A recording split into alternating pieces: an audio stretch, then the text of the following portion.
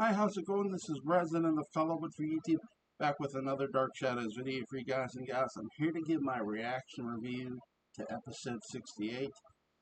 That is season 2, episode 33 if you're watching on TV. But this is episode 68. Um, Written by Francis Swan, directed by Leila Swift. They open with a shot of Collinwood, obviously. It's a close-up. They pull back. Again, great job by Dan Curtis Productions and Leila Swift. And we go from that to an on location shot because we get Roger walking the docks once again. I love how Louis Edmonds has his overcoat off and over his left shoulder. Really neat shot. He's waving at people. It's a great job by Louis Edmonds, and it's a hell of a tracking shot by Leila Swift here. Um, I enjoy when we get a mixture. I love the sets, don't get me wrong. So we have in Roger's office, he's working, he's got the glasses on, he's on the phone, he hangs up, there's a knock at the door. It's Carolyn, and she tells him that he was right, that Burke wants to destroy, about that him and her mother, which is Roger's sister Elizabeth, were right about Burke wanting to destroy the family. He said, how so? And he says, he actually, Burke, and what Carolyn tells Roger is that Burke thinks Roger killed Bill Malloy. And Roger sits back, and you hear some dramatic music, and then that's the opening of this episode. And the conversation is about, yes, Burke, the events 10 years ago. Once again, they're rehashing some things. And Carolyn says she doesn't really believe Burke means it, any of this, and it's hard for her to think that he does believe it. And Roger says, but he does. It's a great. Sometimes it's the reality of the situation, and sometimes people don't want to accept that. And that's Carolyn here in the sense that, though Burke is gunning for her uncle, and not just her uncle, her family, everything, especially since Bill's death. Um, so Carolyn leaves. Carolyn ends up leaving, and we get the inside of Collinwood. Vicky is looking for David, and she notices the curtain by the large window moves in the drawing room, and she smiles and she says, "I don't know if I'll ever come out wherever you are." And David comes out, and he goes, "If I wanted to, you would have never found me." Um, and they have a conversation about Burke Devlin. Um,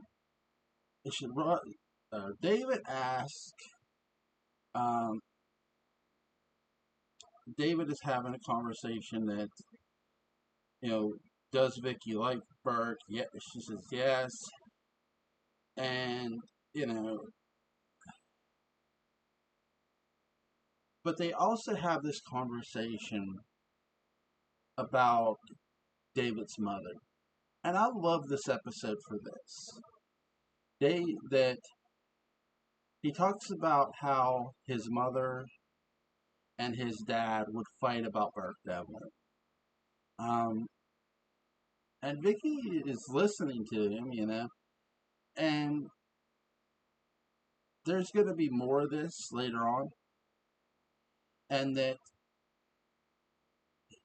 they would argue about events that had happened, um, about Burke Devlin especially, um, which is just hearing that sort of unsettling when you think about it.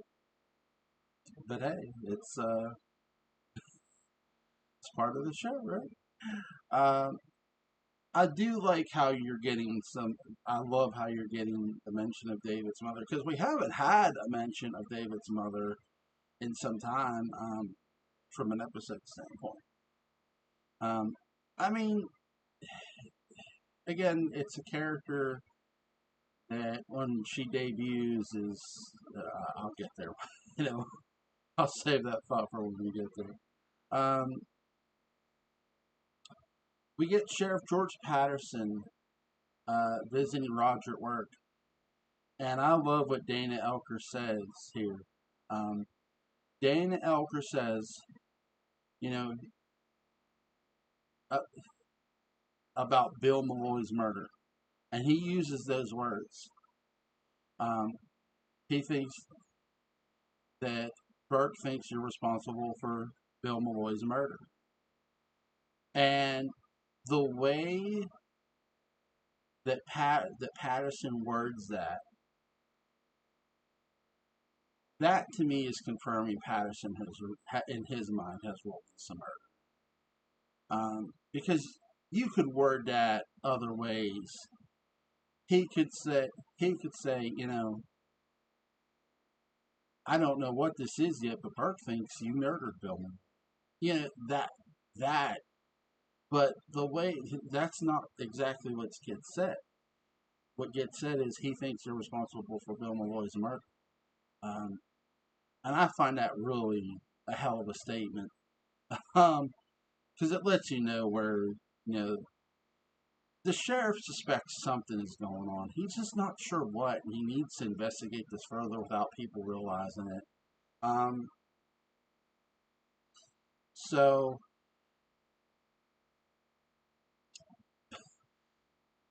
Patterson also tells Roger about Matthew Morgan fighting with Burke Devlin, trying to kill Burke Devlin at the Blue Whale, and he says about it to Roger, and Roger is generally shocked. He goes, "No one told me about it," you know.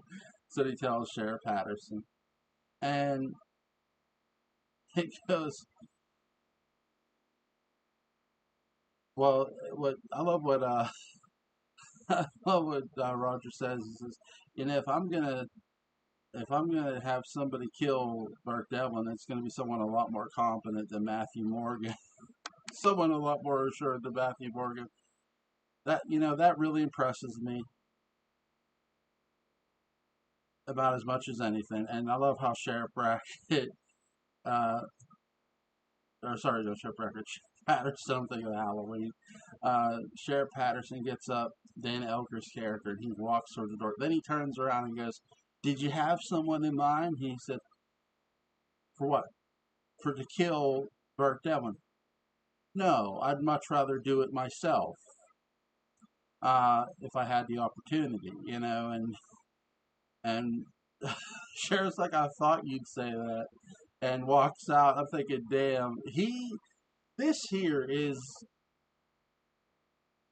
really gold between Louis Edmonds and Dana Elker, and I love every minute of it. It's so good. You guys, if you haven't went back and watched episode 67, it's a gem for sure. Um, so our really conclusion of this episode ends up back at Collinwood, and David asks Vicky, "Hey, do you like Burke?" She says, "Yes," but I had to tell. She tries to tell David, "I had to say things. I don't think he likes me because I had to say things he didn't like." And she goes, Why couldn't you just keep?" He goes, "Why couldn't you just keep your mouth shut?" And she goes, "Because your dad could have gotten in trouble. I told the truth." And basically, David infers that she's a liar, um, and we have that go on. So David starts wrecking things. He knocks over the chair. He knocks over the books. And in walks Roger, standing at the drawing room entrance.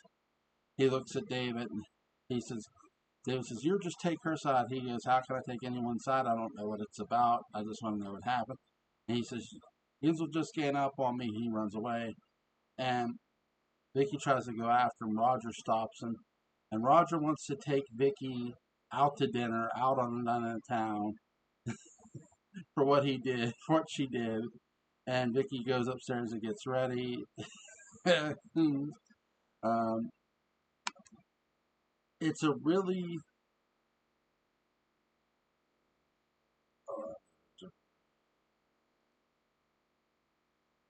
So once Vicky goes upstairs, David was hiding in the corner behind the chair. He comes out and goes talks to his dad, and he says, and Vicky does tell Roger well before she goes upstairs about what David was saying about his mother, and David says, "You didn't believe her; she was lying." Of course she was, and you can tell Roger is playing David like a fiddle here. Um, I don't. Roger is very good at manipulating David here. Master class manipulation, I would say. And it's really a great job, David Hennessy selling the manipulation. Um, would you rather trust me or Miss Winters? Not you. And he says, "I'd rather trust you." And this is also the episode where you can tell David's thinking and doing something to Miss. David says, if Aunt Elizabeth would find a way not to like Miss Winters and get rid of her, and that's when Roger tells David, "Just don't tell me about it, David. Just don't tell me. I don't want to." Basically, he doesn't want the implication of being involved, and so he leaves it in David's hands. And this here is basically Roger thinking, "Hey, maybe the kid will get rid of her." And it's really a great character. Excuse me. It's two great character interactions that you see father and son, one trying to potentially plan something and one realizing that the other's planning something and doesn't care what happens. Um, a lot of things, yeah, this episode, I would say this here, before Vicky finds the pen, is what really is pointing a lot of the fingers at Roger. Because you're telling the sheriff, if you were going to hire somebody, it wouldn't be Matthew Morgan. You're also telling the sheriff, whether you're being sarcastic or not, the sheriff isn't impressed by what you're saying. He said, you'd rather do it yourself.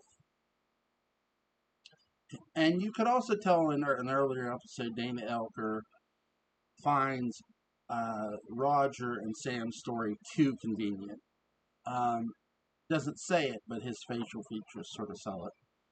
In this episode, the sheriff's just not happy with what Roger is saying, and I'll get into why I feel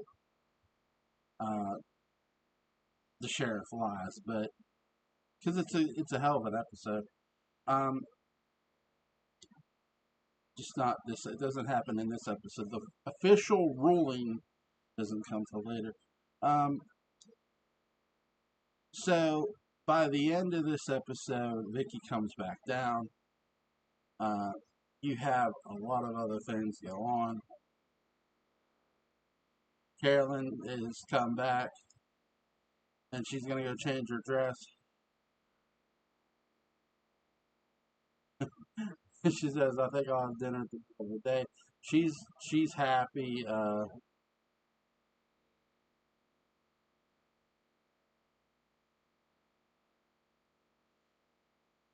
Roger is telling David, if this personal matter is all clear to find out I'm a different person. And again, the ultimatum that is left at David's feet. Do you trust me or Miss Winters? um, David, remember who you tried to kill. That's what that would be my thing here because, but David he thinks everybody is against him, and anybody against him or Burke, he's ready to. It's sort of the opposite of Matthew Morgan in a lot of ways. David is really ready to do anything possible to get rid of somebody he doesn't like or feels likes him or feels is a threat to him. But he can't see that Miss Winters isn't a threat to him. He can't see that she's just trying to help him. He even says, "A lot of help you are," and again, he's a very troubled, misguided kid. which is crazy. Great interaction between the characters in this episode. I love the acting here of how basically Roger's just sick of hearing it, but he's also manipulating David with Vicky Winters. Um, so yeah, really fun episode to go watch. All right, guys, hope you enjoyed this reaction review. I'll see you on the next one.